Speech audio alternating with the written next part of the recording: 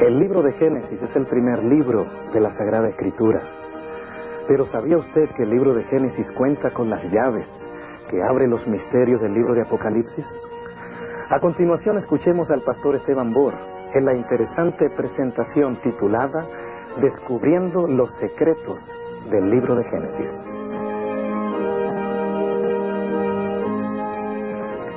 Padre, gracias te damos por el privilegio una vez más de estar en este lugar santo para estudiar tu palabra.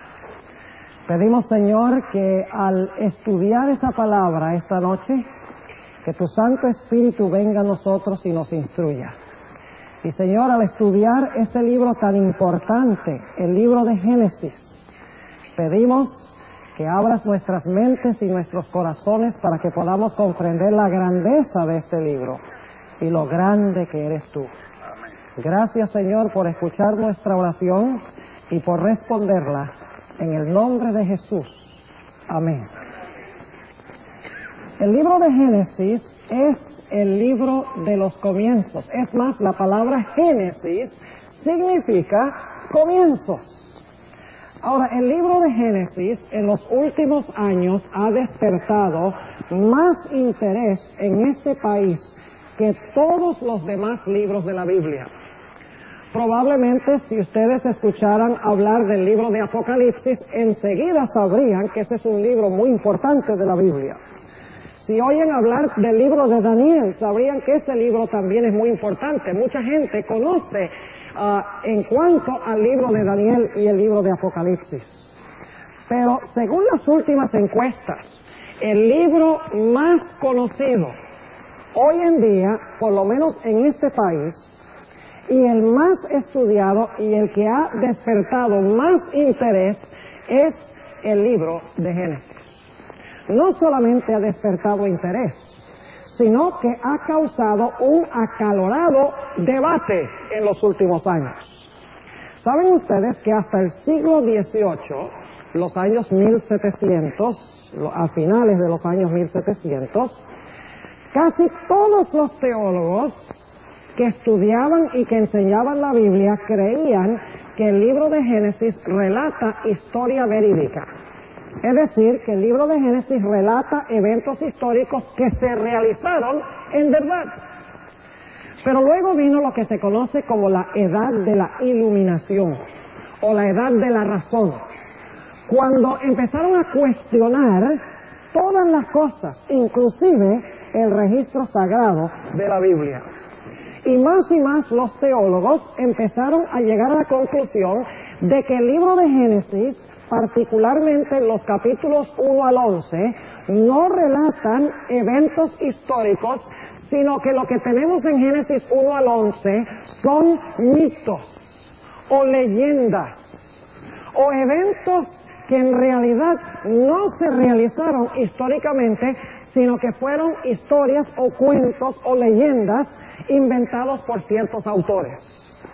Es interesante que si uno lee los comentarios bíblicos que fueron escritos antes del final de los años 1700, y uno lee los comentarios que se escribieron después de esa fecha, uno encuentra que los comentarios son radicalmente diferentes. Antes de la Edad de la Razón o de la Edad de la Iluminación, usted lee comentario tras comentario sobre el libro de Génesis y relata los eventos y describe los eventos como eventos históricos. Después de esa fecha, ya usted lee comentarios, inclusive hoy en día, y es difícil conseguir un comentario bíblico que acepte el libro de Génesis como relatando eventos históricos. Es algo increíble. Recientemente yo estuve investigando un poco más el texto que vamos a analizar especialmente en este seminario, Génesis 3:15. Y decidí ir a la biblioteca para ver qué decían los otros expositores bíblicos sobre ese versículo y sobre Génesis 1 al 11 en general. Y me quedé aterrada. Comentario tras comentario tras comentario decía que Génesis 1 al 11, donde relata el diluvio, donde relata la torre de Babel, la historia de Caín y Abel, la historia del huerto del Edén, todos esos comentarios, con muy pocas excepciones, dicen que las historias de Génesis nunca ocurrieron en la historia, que son mitos o son leyendas. Ahora, el problema con esta idea de que el libro de Génesis está relatando mitos o leyendas es que los autores del Nuevo Testamento muy a menudo citan estas historias como eventos históricos. Cada historia de Génesis 1 al 11, sin excepción, y también de Génesis 12 hasta Génesis 50, todas las historias se hallan relatadas en el Nuevo Testamento, se hallan mencionadas en el Nuevo Testamento. Cristo y los apóstoles mencionan cada evento del libro de Génesis como eventos históricos. Ahora, el problema con decir que el libro de Génesis es leyenda o es mito y que no se realizó en la historia es que el Señor Jesucristo dijo que no era mito ni leyenda. El Señor Jesucristo mencionó esos eventos como eventos históricos. Así que si usted dice que es leyenda, usted está contradiciendo a nuestro Señor Jesucristo. Si usted dice que es leyenda, está también contradiciendo a los apóstoles. Porque el Nuevo Testamento menciona repetidas veces eventos en el libro de Génesis. Por ejemplo, la creación se menciona en Mateo 19 y el versículo 1 al 6. Jesús dice, ¿no habéis leído que el que los hizo al principio varón y hembra los hizo? Y dijo, por tanto, dejará al hombre a su padre y a su madre, se allegará a su mujer y serán dos en una sola carne. Jesús relata el matrimonio de Adán y Eva y la creación de Adán y Eva como un evento histórico. Jesús no lo tomó como leyenda, Jesús no lo tomó como un mito. Además de eso encontramos que el Señor Jesucristo menciona a Caín y Abel. En Mateo el capítulo 23 y el versículo 35, al igual que también el apóstol Juan en 1 de Juan 3:12, mencionan el conflicto entre Caín y Abel como un conflicto que está arraigado en eventos reales, históricos. Bueno, ¿qué diríamos del diluvio? Otro evento histórico. Jesús dijo en Mateo 24, como fue en los días de Noé, así será también la venida del Hijo del Hombre. El Señor Jesucristo está diciendo allí que el diluvio fue un evento tan real como lo será la segunda venida de Jesús. Y si usted no cree que el diluvio fue un evento histórico real que sucedió, ¿qué base puede tener para decir que la segunda venida de Cristo es un evento literal e histórico? Porque Jesús dijo, como en los días de Noé, así será la venida del Hijo del Hombre. La Torre de Babel se menciona en el libro de Apocalipsis, donde dice que los pecados de Babilonia han llegado hasta el cielo, y habla de la caída de Babilonia, que se realizó por primera vez en Génesis el capítulo 11. Si ustedes leen en Hebreos el capítulo 11, van a encontrar que allí se menciona a Abel. Se menciona la creación como un evento histórico.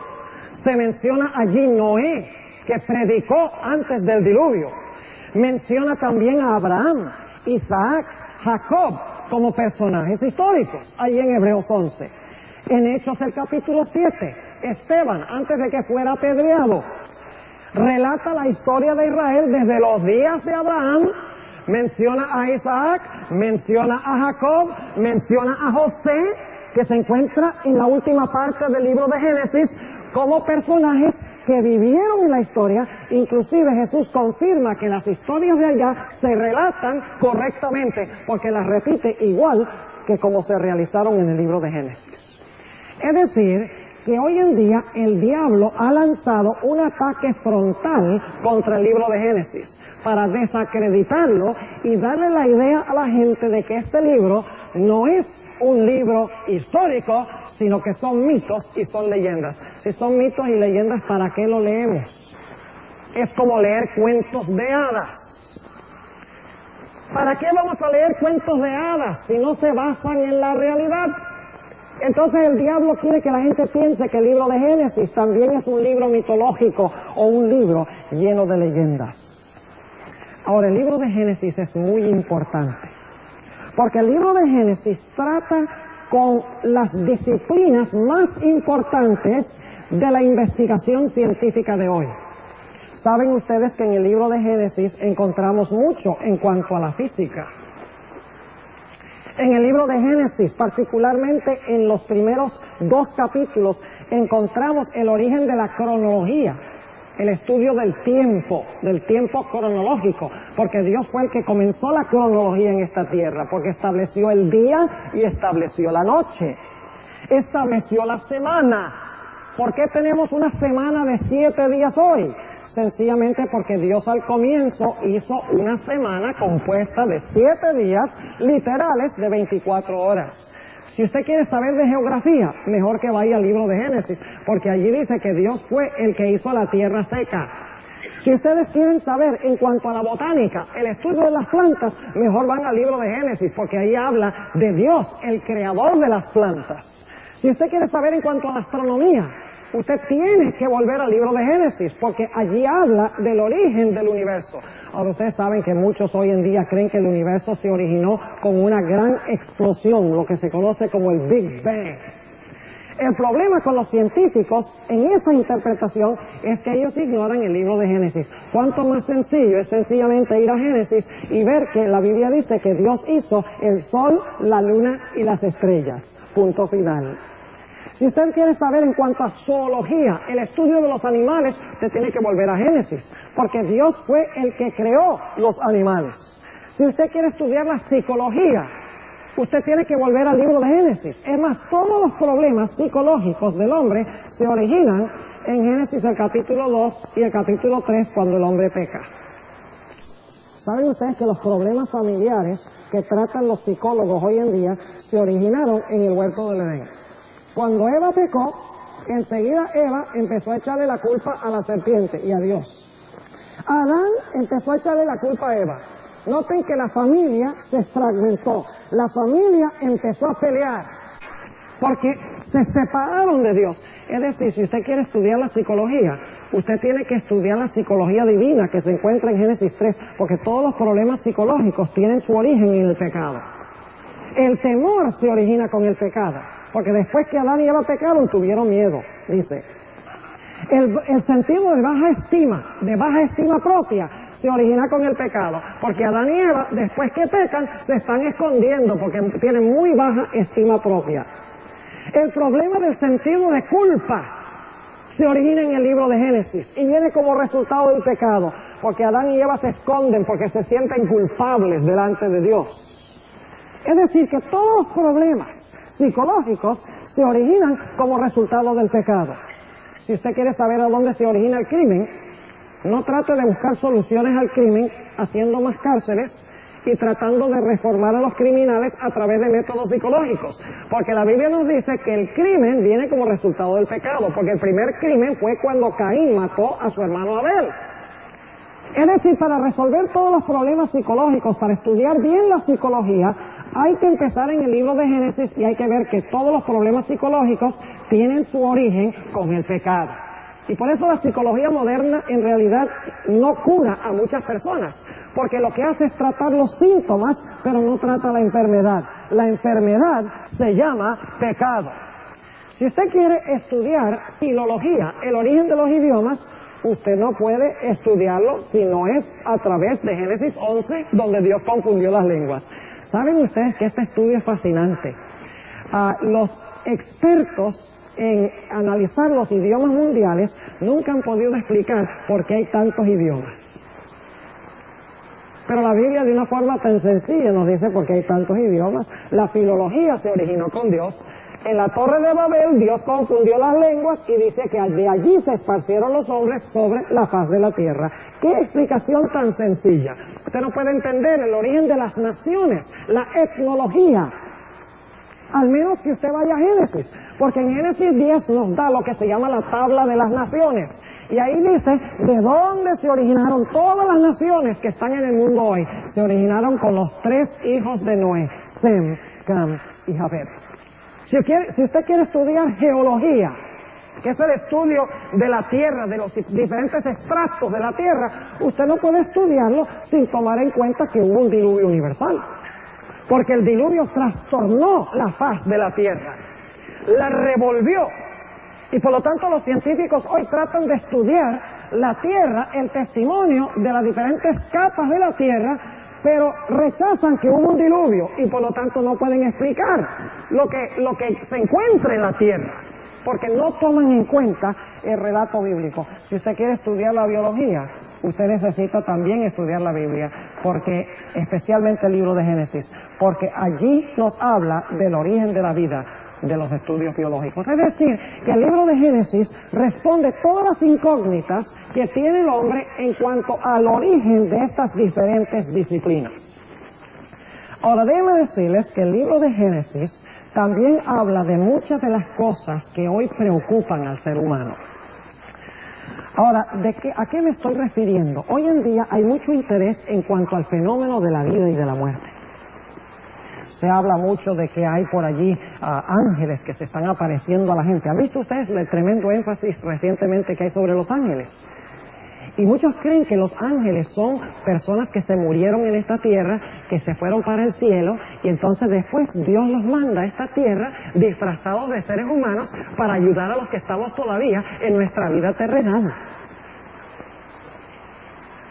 ¿Han oído ustedes de la gente que tiene experiencias donde se ha muerto y luego los han revivido y cuentan cómo el alma se separaba de su cuerpo y cómo pasa por un túnel oscuro y luego cuando sale en el otro lado del túnel entra en una esfera de luz? ¿Han oído personas dar ese testimonio?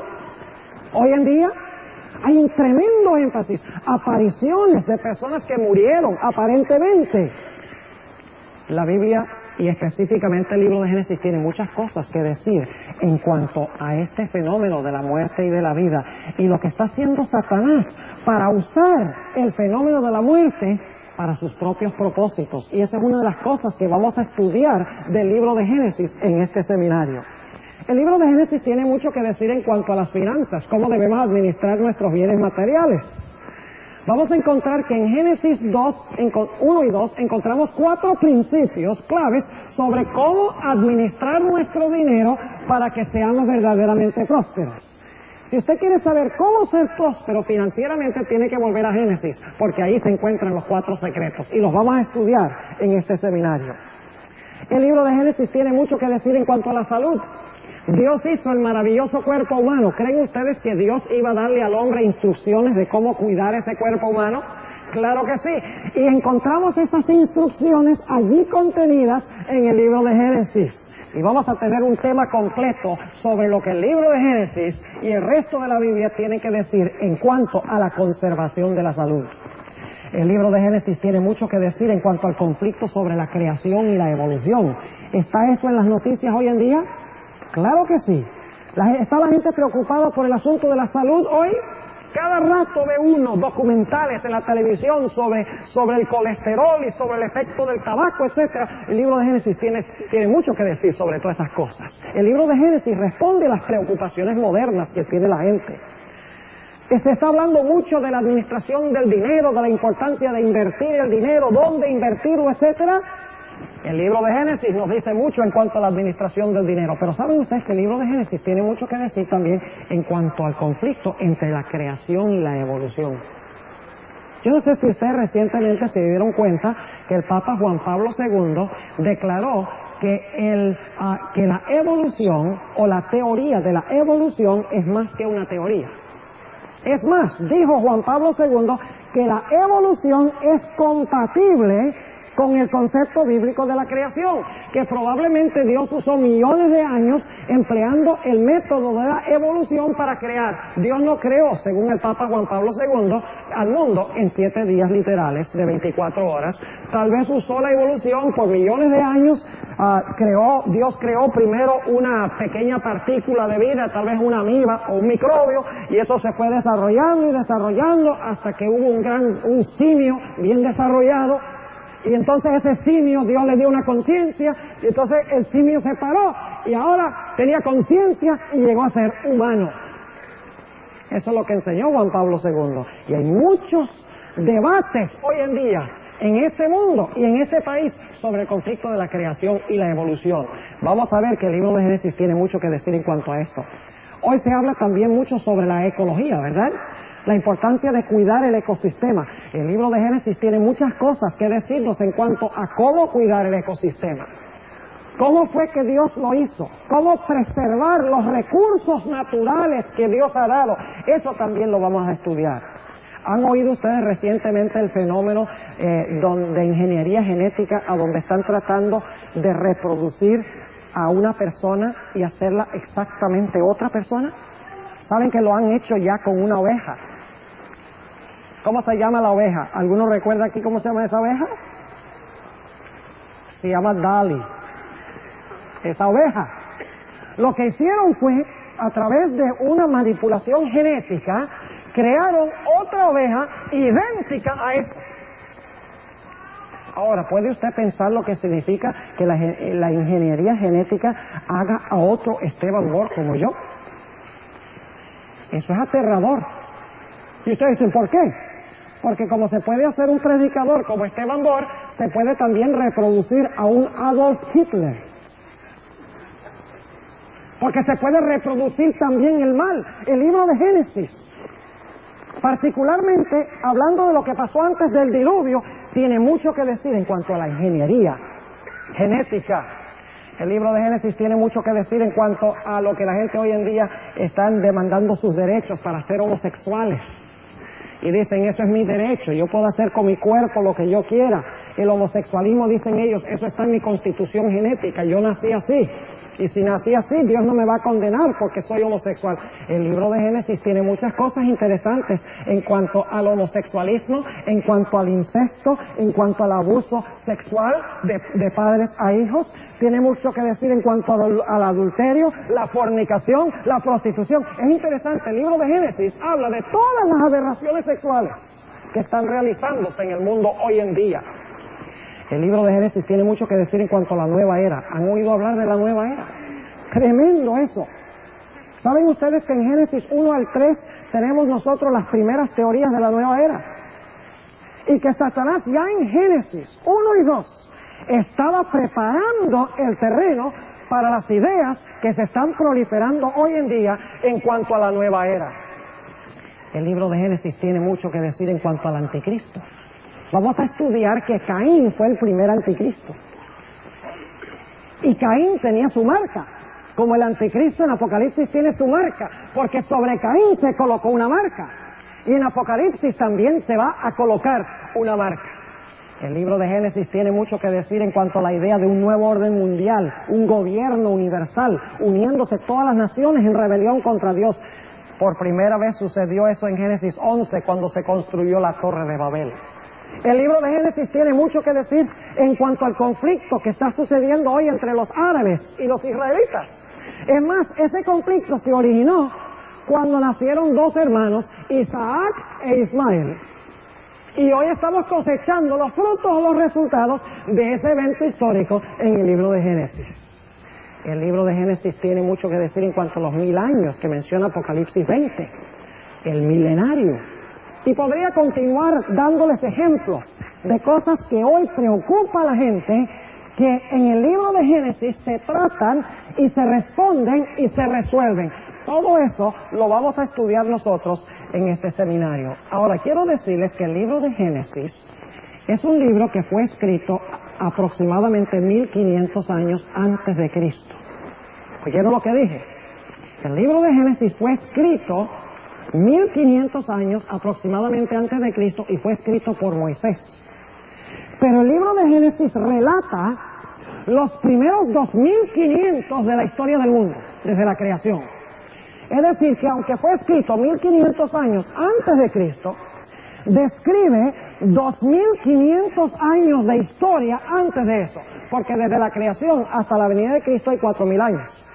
El libro de Génesis fue escrito 1500 años antes de nacer Jesús, pero describe los 2500 años que vinieron antes de esos 1500 años.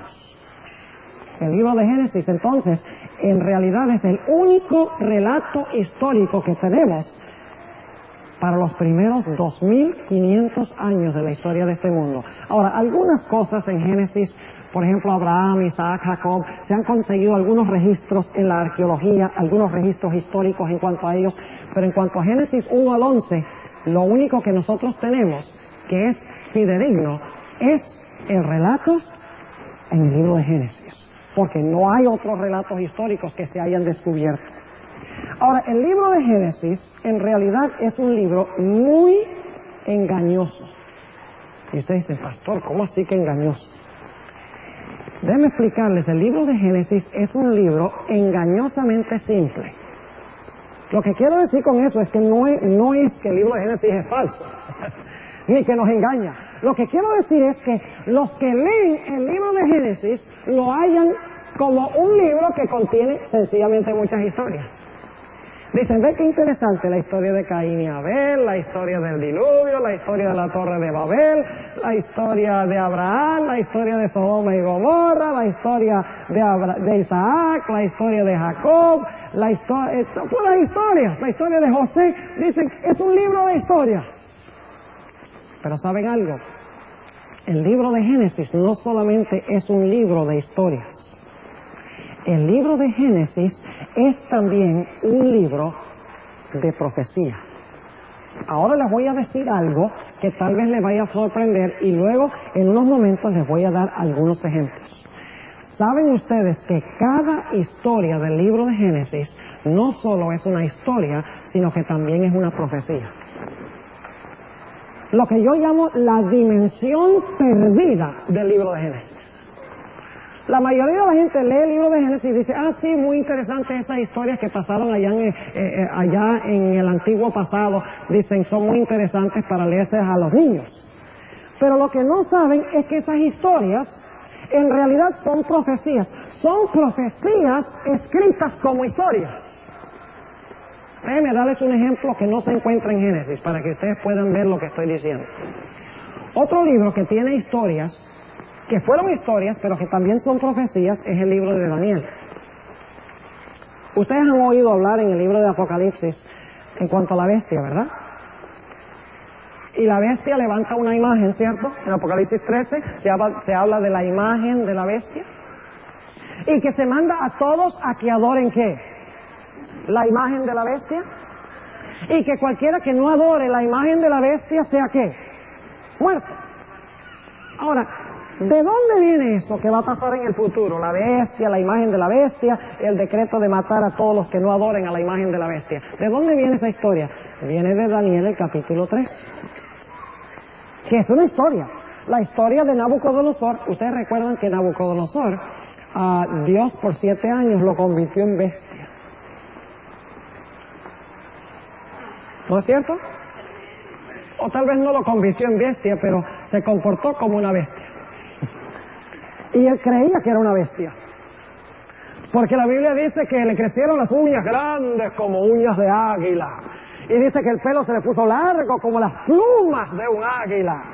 Y dice que comía hierba como un buey. Fíjense entonces que Nabucodonosor es la bestia. Y en Daniel 3, Nabucodonosor levanta una ¿qué? Una imagen. Y manda a todos a que adoren a la imagen. Y cualquiera que no adore la imagen sea muerto. Entonces pregunto, ¿Daniel 3 es solamente una historia? No, es una historia, pero también es una profecía. Es una historia, sí, que se realizó, pero es una historia que es también una profecía que anuncia eventos futuros. Ahora, vamos a notar esto en el libro de Génesis. ¿Saben ustedes que la historia se repite? Noten lo que dice en el libro de Eclesiastés. Vayan conmigo a Eclesiastés, el capítulo 1. Y vamos a leer el versículo 9. Eclesiastés, el capítulo 1 y el versículo 9. Noten el principio de que la historia se repite. Dice, ¿qué es lo que fue? Lo mismo que será. ¿Noten el principio? ¿Qué es lo que fue? Lo mismo que será. ¿Qué es lo que ha sido hecho? Lo mismo que se hará. Y nada hay nuevo debajo del sol. Noten Eclesiastés 3:15 también. Eclesiastés 3 y el versículo 15 dice, aquello que fue, ya es. Y lo que ha de ser, fue ya. Y Dios restaura lo que pasó. Es decir, que la historia se repite. Entonces, ¿las historias de Génesis se van a repetir? ¿Las historias de Génesis son también profecías? Absolutamente. Y quiero decirles algo. Es imposible entender las profecías de Apocalipsis sin entender las historias de Génesis. Y lo lindo de las historias de Génesis es que presenta en forma de historia lo que el libro de Apocalipsis presenta en forma de símbolos. Ahora, si ustedes leen el libro de Apocalipsis, encuentran muchos símbolos, una mujer, y entonces se aparece un dragón rojo que se quiere tragar al niño que va a tener la mujer. Es medio raro, simbolismo medio raro, ¿verdad? Una mujer vestida al sol, en su vientre un bebé, de repente se aparece un dragón o una serpiente que se quiere tragar al niño. Símbolos. Satanás no es un dragón. La mujer no es una mujer literal en la iglesia. Es decir, estamos tratando con símbolos. Pero para entender esos símbolos de Apocalipsis tenemos que entender Génesis 3:15, que es un evento histórico. La historia nos ayuda a entender los símbolos. ¿Ustedes recuerdan que Jesús usó parábolas, historias, para enseñar la verdad? Así es Génesis. Génesis relata historias para enseñar la verdad en cuanto a eventos futuros. Ahora, yo quisiera que nosotros analizáramos algunas de esas historias de Génesis para que se den cuenta que el libro de Génesis no solamente es un libro histórico, sino que en todas sus historias es un libro profético. Empecemos en primer lugar con Génesis 1 al 3. Encontramos nosotros en Génesis el capítulo 1 que Dios hace el cielo y la ¿qué? El cielo y la tierra. Y Dios pone orden en la tierra, ¿verdad? Y Dios hace en la tierra todo lo que es bueno. Pone un huerto. En el huerto está el árbol de la vida. Está en el huerto también el río de la vida. Y dice que allí no hay ni muerte ni maldición. Ahora, ¿saben lo que es interesante? Apocalipsis 20 y 20 al 22 relata lo mismo que encontramos en Génesis. Nuevamente encontramos el huerto del Edén en la santa ciudad de Jerusalén. Nuevamente dice que hay un cielo nuevo y una tierra nueva. Nuevamente Dios pone el planeta en orden. Encontramos en ese huerto, en la tierra nueva, el árbol de vida. Encontramos allí el río de vida. Y dice en Apocalipsis 21:4 que allí no hay muerte. Y en Apocalipsis 22:3 dice que no habrá maldición. Es decir, que lo que encontramos en Génesis 1 y 2 se repite en Apocalipsis 21 y 22. Porque en Apocalipsis 21 y 22 se restaura lo que se perdió en Génesis 1 y 2. Entonces, si usted sabe lo que existió en Génesis 1 y 2, usted va a saber lo que va a existir en la tierra nueva. Ahora, una de las cosas que vamos a estudiar en este seminario, vamos a encontrar que en el huerto del Edén Dios hizo un día de reposo. Ahora, si al final de la historia Dios va a hacer un cielo nuevo y una tierra nueva, ¿creen ustedes que ese mismo día de reposo lo va a tener Dios cuando haga el cielo nuevo y la tierra nueva? Sí, porque lo que fue no solo es historia, sino que es ¿qué? Una profecía en cuanto a lo que va a suceder ¿cuándo? En el futuro. Ahora, más adelante en este seminario vamos a estudiar la historia de Caín y Abel. Y escúcheme bien, esta no es solamente una historia, esta es una profecía. En realidad el conflicto entre Caín y Abel es la primera batalla de Armagedón. Y el motivo de la guerra entre estos dos hermanos será el motivo de la gran guerra final. Vamos a encontrar al analizar esta historia que Abel adoró a Dios como Dios mandó. Abel obedeció a Dios. Y por eso es que Caín lo odió. Porque Abel obedeció a Dios y porque adoró a Dios como Dios mandó. Por eso Caín lo odió. Y por eso Caín se levantó para matarlo. Y luego Dios puso una marca sobre Caín, el asesino. En Apocalipsis encontramos que el conflicto final va a ser también entre dos grupos, ya no dos personas, sino dos grupos. Pero esos dos grupos son ilustrados por las dos personas.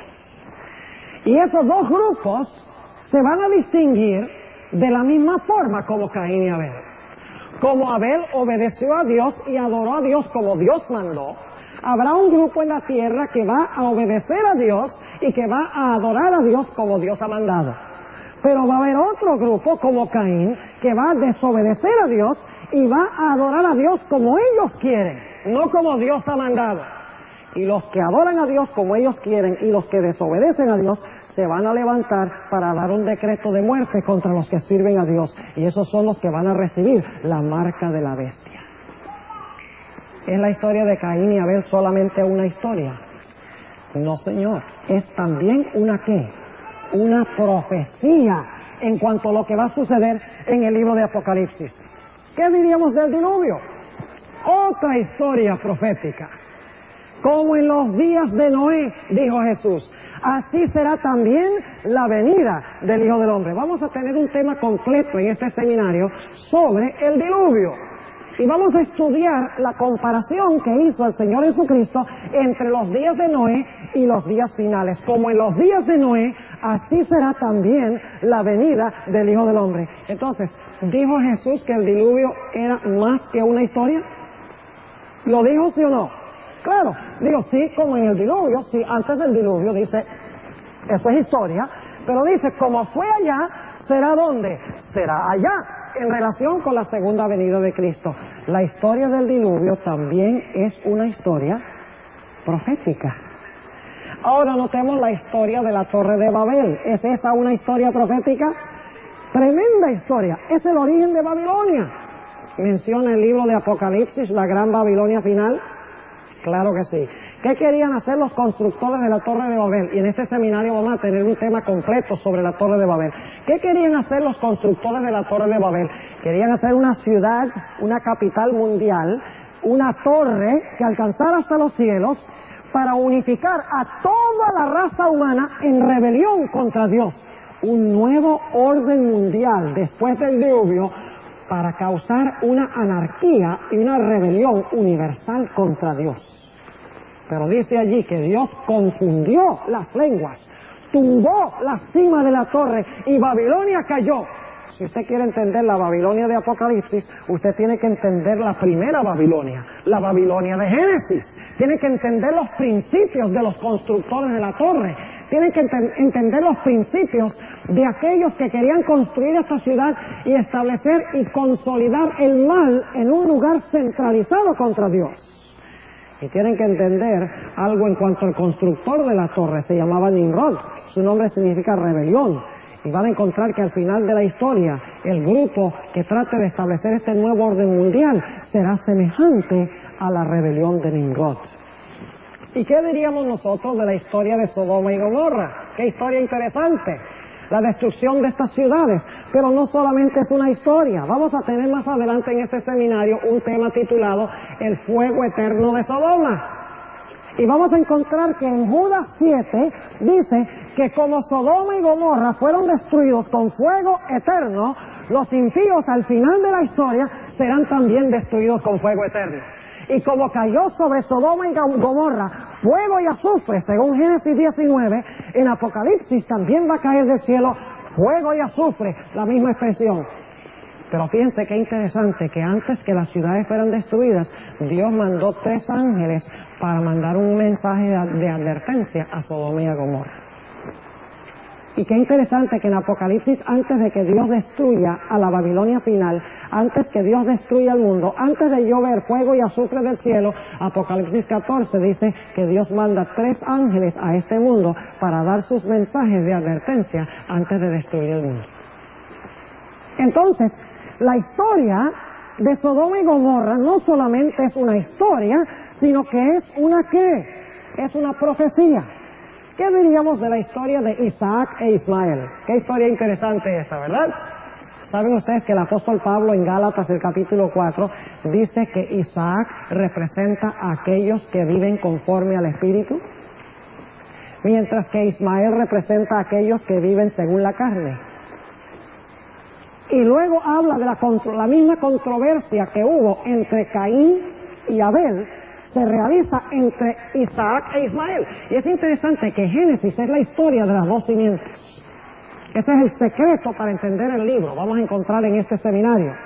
Porque tiene uno, en Génesis 2 y 3, Adán y Eva tratan de cubrirse con hojas de higuera, luego Dios les quita las hojas de higuera y les da pieles de cordero. Luego en Génesis 4 tenemos a Caín y Abel. Antes del diluvio tenemos los hijos de Dios y las hijas de los hombres.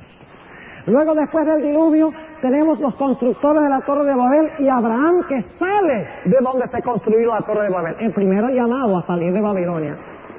Cuando Dios llamó a Abraham a salir de donde construyeron Babel, en Apocalipsis Dios dice, salid de Babilonia, pueblo mío. Usted no puede entender por qué Dios manda salir a su pueblo en Apocalipsis de Babilonia, al menos que entiendan por qué Dios mandó a Abraham a salir de Babilonia por primera vez. Si sabemos por qué lo mandó a salir allá, entonces vamos a saber por qué lo manda a salir en el futuro también a su pueblo. ¿Están entendiendo? ¿Qué libro es este? Libro de Génesis. Es mucho más que meramente historia. En realidad es un libro histórico, escrito como historia, pero que tiene una dimensión profética que la mayoría de la gente ha perdido, que no ha visto. Ahora, al final de la historia, la guerra final va a ser entre los que viven conforme a la carne y los que viven según el Espíritu. Ahí tenemos a Isaac e Ismael. Esa historia de Isaac e Ismael es una historia que describe los dos grupos que van a lidiar en la gran guerra final del libro de Apocalipsis. ¿Qué diríamos nosotros del sacrificio de Isaac? ¿Qué historia tan interesante? Cuando Dios le dice a Abraham, lleva a tu hijo, tu único, a quien amas, y llévalo a un monte que te mostraré y sacrifícamelo. Y dice Génesis que el viaje dura 3 días y 3 noches, que sufre el padre con su hijo mientras que caminan hacia el lugar de la ejecución. Dice que antes de llegar, los que los acompañan, Abraham le dice, mire, quédense ustedes acá. Y luego dice en el relato que los que habían quedado atrás, vieron lo que pasó en el monte Moria, dice que lo vieron de lejos. ¿Saben ustedes que el Señor Jesucristo cuando fue crucificado dice que las mujeres lo miraban de lejos? Interesante, la misma expresión. Isaac cargó la leña. Cristo también cargó la leña. Abraham llevaba el fuego y el cuchillo. Igual que Cristo fue castigado por su Padre por los pecados nuestros. La justicia de Dios el Padre cayó sobre él. Pero lo interesante es que allá arriba, en el monte Moria, no murió Isaac, sino que cuando Abraham iba a matar a Isaac, Dios le aguantó la mano y dice la Biblia que se consiguió un carnero, que es un cordero macho, y se ofreció este cordero macho en lugar de su hijo, representando el hecho de que el Señor Jesucristo iba a morir en nuestro lugar. ¡Qué historia tan tremenda! Sí, es una historia, pero no solo es una historia, es una profecía. ¿Qué diríamos del matrimonio de Isaac que se menciona allí en el libro de Génesis? Fíjense que cuando Isaac necesita una esposa, Abraham, que ya está viejito, es el anciano de edad, quiere conseguir a una esposa para su hijo. Y por lo tanto le dice a Eleazar, el amigo del esposo, le dice, mira, ve por allá y consígueme a una esposa para mi hijo. Ahora, no vamos a estudiar esta historia en este seminario, pero quiero lanzarles esta idea. Porque en el Nuevo Testamento encontramos que Dios el Padre también quería que el Señor Jesucristo se casara con su pueblo. Pero para preparar a la esposa, para que Cristo se pudiera casar con ella, mandó al amigo del esposo. ¿Y cómo se llamaba el amigo del esposo? Que tenía como función preparar el camino para la venida de Jesús, para que Jesús se pudiera casar con su pueblo. Juan el Bautista. Y se le llama a Juan el Bautista el amigo del esposo. El padre manda al amigo del esposo para buscarle una esposa para su hijo. ¡Qué historia interesante! No solo historia, sino una profecía. La historia de Jacob es una historia profética. ¿Han leído ustedes en Génesis 32 en cuanto al tiempo de angustia de Jacob? Cuando Jacob le tocó luchar con un ángel y le dijo a este ángel, no te soltaré hasta que me bendigas. La Biblia llama a esto el tiempo de angustia de Jacob. Pero saben que en Jeremías 32 y Daniel 12:1 dice que el tiempo de angustia de Jacob está en el futuro. ¿Cómo puede estar en el futuro si Jacob ya está muerto? Sencillamente porque la lucha que tuvo Jacob con el ángel es una representación en miniatura, en escala pequeña, de lo que va a pasar en el tiempo futuro con el pueblo de Dios. Cuando luchará con el Señor en medio de la angustia y la tribulación y le dirán al Señor, Señor, no te soltaremos hasta que nos bendiga. Una historia profética. ¿Qué diríamos de la historia de José? Otra historia de Génesis profética. Fíjese, José era odiado por sus propios hermanos y fue vendido por unas piezas de plata. Y cuando fue vendido por unas piezas de plata, sus hermanos dijeron, nos deshicimos de este fastidioso. Estaban celosos y envidiosos de él. Pero por el mismo hecho de venderlo, él llegó a ser el salvador de ellos. De la misma manera, y créanme que nada más les estoy dando algunas indicaciones aquí rapidito, porque si estudiáramos cada una de estas historias, tendríamos que continuar este seminario hasta que venga el Señor Jesucristo, porque hay mucho que estudiar. Ahora, fíjense, entonces esta historia de José, ¿cómo simboliza a Jesús? El Señor Jesucristo también fue vendido por sus propios hermanos y aborrecido por sus hermanos, porque él era el hijo especial de su padre. Y sus hermanos, sus propios hermanos que lo vendieron, dijeron, nos deshicimos de este. Pero por el mismo hecho de venderlo, él llegó a ser el salvador de ellos y de la raza humana. La historia de José es una historia profética.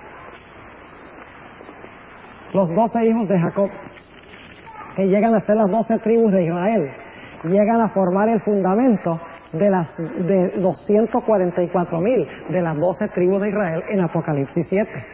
Pero ahora yo quiero que noten algo muy interesante. En Génesis 49 se mencionan los 12 hijos de Jacob, que llegaron a ser las 12 tribus de Israel. Entre esos 12 hijos de Jacob, en Génesis 49, se menciona uno que se llama Dan. Y saben que Dan no se encuentra en la lista de Apocalipsis. Inmediatamente nos preguntamos, ¿por qué no está Dan en la lista de las tribus en el libro de Apocalipsis? Si ustedes leen la descripción de Dan, lo compara con una serpiente. Una serpiente que muerde los cascos a las patas o los cascos de los caballos para hacer que el caballo tropiece y que se caiga el jinete del caballo. Se compara a Dan con una serpiente. Y por lo tanto Dan desaparece de las 12 tribus y su lugar es tomado por otro. Ahora fíjense qué interesante que con los 12 apóstoles tenemos el mismo fenómeno. Y si tuviera tiempo le mostraría que esto no es coincidencia. Con los 12 apóstoles también hay uno que cayó de la lista. ¿Y cómo se llamaba ese? Judas. ¿Y por qué cayó Judas? Porque dice en Lucas 22:3 que se le metió Satanás. Y por eso en la Nueva Jerusalén están los nombres en los fundamentos de los 12 apóstoles, pero no está el de Judas. En las puertas de la Nueva Jerusalén están los nombres de las 12 tribus, pero no está el nombre de Dan. Fíjense cómo lo que tenemos en Génesis 49 llega a prefigurar lo que sucede con los apóstoles y llega inclusive a prefigurar lo que sucede en el mismo libro de Apocalipsis con los 144,000. Qué fascinante libro, el libro de Génesis, ¿verdad? Es grande el estudio que nos espera en este seminario y yo estoy emocionado nada más de pensar de todo lo que vamos a estudiar.